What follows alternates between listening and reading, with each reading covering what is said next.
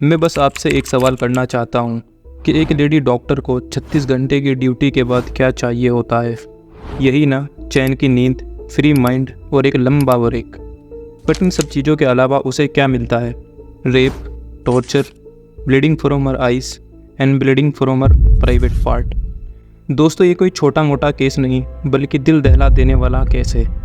9 अगस्त के दिन कोलकाता के आरजिकर मेडिकल कॉलेज में, जो कि एक गवर्नमेंट मेडिकल कॉलेज है, उसमें एक 31 साल की एक पीजी डॉक्टर का रेप कर उसे बेरहमी से कत्ल कर दिया जाता है। उस रात उस डॉक्टर की 36 घंटे की ड्यूटी लगी थी। रात के तकरीबन 2 बजे वो अपने बाकी दोस्तों के साथ सेमिनार हॉल में डिनर करती है। अब खाना खाने के बाद लगातार 36 घंटे की ड्यूटी करने की वजह से वो बहुत थक चुकी थी, तो वहीं उस सेमिनार हॉल में थोड़ी देर के लिए सो जाती है। पर सुबह के 7:30 बजे उस डॉक्टर की डेड बॉडी मिलती है, और वो भी पूरी अनड्रेस्ड। जब ऑटोप्सी रिपोर्ट की गई तो पता चला कि विक्टिम का इतनी बुरी तरीके से रेप किया गया था कि उसके मुंह से ब्लीडिंग हो रही थी, उसकी आंखों से ब्लीडिंग हो रही थी, उसके गले को इतनी बुरी तरीके से दबाया गया था, उसके पैरों को बीच से चीरा गया था, यहाँ तक कि उसके प्राइवेट पार्ट को भी बुरी तरीके से डैमेज कर दिया था। इसके बाद रिपोर्ट के हिसाब से एक नाम सामने आता है, और ये नाम था संजय रॉय। ये शख्स रात के 3:30 या 4 बजे सेमिनार हॉल में एंट्री करता है और इस पूरी घटना को अंजाम देता है। दरअसल विक्टिम के पास एक हेडफोन मिला, जिसकी इन्वेस्टिगेशन के बाद पता चला कि हेडफोन संजय रॉय का ही है। संजय के ऊपर ऑलरेडी बहुत से एलिगेशन हैं। वो अपनी वाइफ को भी बहुत सी बार टॉर्चर किया करता था। इसके 3 घंटे के बाद विक्टिम के घर वालों को इन्फॉर्म किया गया। विक्टिम के घर वालों के वहां पहुंचने के बाद भी उन्हें 3 घंटों तक सेमिनार हॉल के बाहर ही वेट कराया गया। हम जब जाते हैं वहां हमको 3 घंटा खड़े रखा। एक पेरेंट्स जिनकी बच्ची 31 इयर्स ओल्ड की ऐसी खत्म हो जाती है, उनको 3 घंटा खड़ा रखा।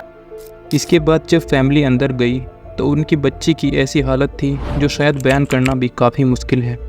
उसकी आंखों और प्राइवेट पार्ट से खून आ रहा था, चश्मा भी बुरी तरह टूट गया था और शरीर पर एक भी कपड़ा नहीं था।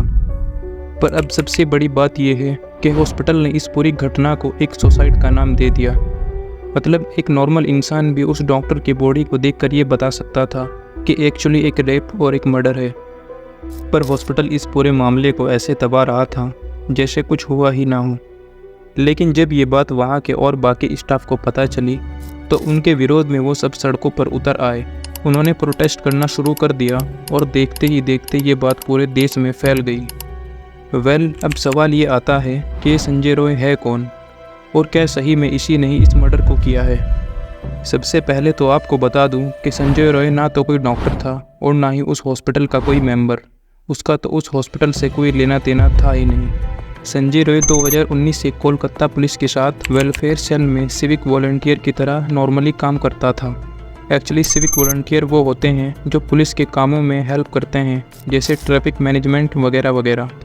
हॉस्पिटल के सीसीटीवी कैमरे में संजय हॉस्पिटल के सेमिनार हॉल के पास चक्कर लगाता नजर आता है। पूछताछ करने पर वो अपना जुर्म भी कबूल कर लेता है। यहाँ तक कि अरेस्ट कर लेने के बाद संजय के फ़ोन से पोर्नोग्राफी कंटेंट भी मिलता है। इन सब के बाद एक और बात है जो बहुत ही ज़्यादा अजीब है कि उस क्राइम वाली जगह से सिर्फ 20 मीटर की दूरी पर ही रेनोवेशन का काम भी शुरू हो गया है। मतलब ये चीज़ कितनी ज़्यादा अजीब और इनरिस्पॉन्सिबल है कि उस जगह को तो आमतौर पर सीज कर देना चाहिए था, पर वहाँ तो उसका अपोजिट हो रहा है। मैं बस एक बार फिर से आपको याद दिला देता हूँ कि ये कोई नई बात नहीं है। न जाने ऐसा और कितनी लड़कियों के साथ हो चुका है। आई नो अगर हमने इसके लिए आवाज़ नहीं उठाई तो ये केस भी ऐसे ही दम तोड़ देगा, पर हमें ऐसा कुछ नहीं होने देना है। हमें आवाज़ उठानी है संजय रॉय जैसे लोगों के खिलाफ। याद रखना, अगर ये मामला ऐसे ही दब गया तो यकीनन कल और कोई डॉक्टर उसी डॉक्टर की जगह होगी।